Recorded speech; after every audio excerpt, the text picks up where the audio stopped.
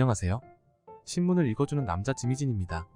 오늘은 2023년 4월 5일자 매일경제신문 오피니언면에 있는 손현덕 칼럼을 준비했어요.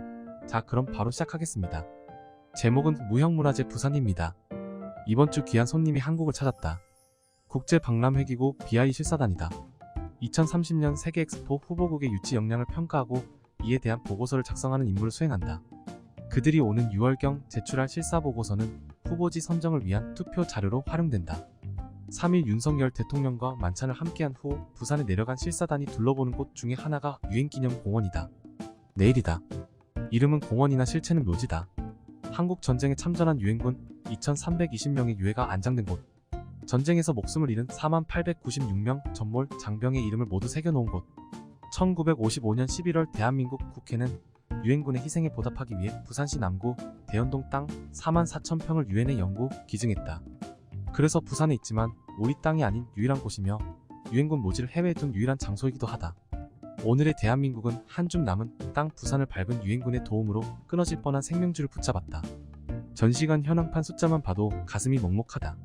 형제국 튀르키예 21,212명 파병의 전사자 1,005명, 안장자 462명. 그렇게 16개국에서 온 외국 젊은이들의 희생으로 우리가 살았다. 전쟁이 끝나자 재건의 희망을 싹 틔운 곳도 이곳 부산이다. 유엔기념묘지에 묻힌 유일한 장성인 리처드 위트컴의 도움을 받았다. 2022년 7월 13일자 손현덕 칼럼 참조. 1952년 12월 드와이트 아이젠하워 미국 대통령이 묘지를 찾았다. 흙바닥 그대로인 그곳에 푸른 잔디를 까는 임무가 현대그룹 창업자인 정주영 회장에게 떨어진다. 트럭 30대를 동원해 낙동강 연안 보리밭을 통째로 사서 파란 보리 포기를 떠다 심었다. 잔디 대신 청보리. 그렇게 해서 현대건설은 미국의 신뢰를 얻고 해외 비즈니스를 개척했다. 대구에서 창업한 이병철 삼성그룹 회장이 고철 사업으로 재건에 나선 곳도 부산이며 진주에서 포목점을 하던 LG그룹 구인의 창업자가 화장품 사업을 시작한 곳도 부산이었다. 그의 증손자인 구광모 회장이 지난해 10월 폴란드 총리를 만나 수많은 한국 기업이 이곳에서 태동하고 도약해 오늘날 한국 산업을 발전시킨 원동력이 됐다고 한 건 그런 역사를 자라게 깔고 한 발언이다. 정부가 하루가 멀다 하고 도하신문에 전면 광고를 쏟아낸다.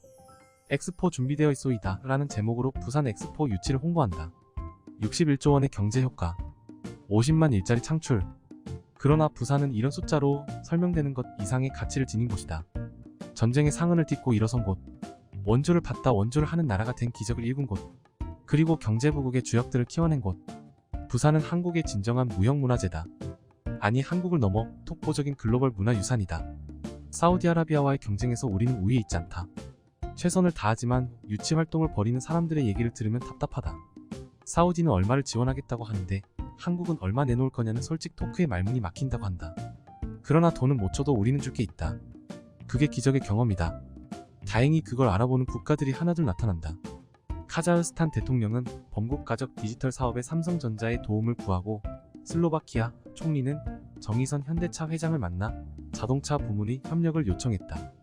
몬테네그로 총리는 엑스포 민간추진위원장이기도 한 최태원 SK 회장에게 정보통신 협력을 타진하는가 하면 아르메니아는 하나의 방산물자를 보내달라고 했다. 내년에 처음으로 한 아프리카 정상회의가 열리게 된 것도 그런 차원에서다. 이들 나라가 표로 오느냐? 보장은 없다. 그래도 한국의 가치를 알리고 경제협력을 증진하고 국제무대에서 진정한 친구를 만든다면, 그래서 대한민국의 품격과 국민의 자긍심을 높인다면 그건 엑스포 유치를 뛰어넘는 성과일 것이다. 돈만 쓴다고 얻어지는 게 아니다. 이상으로 손현덕님의 글입니다. 이번 주 내내 부산은 임시적으로 자동차 이부제를 자율적으로 한다고 하는군요. 내일은 차를 두고 움직여야겠습니다. 지금까지 신문을 읽어주는 남자 지미진입니다. 오늘도 행복하세요. 내일 만나요. 제발.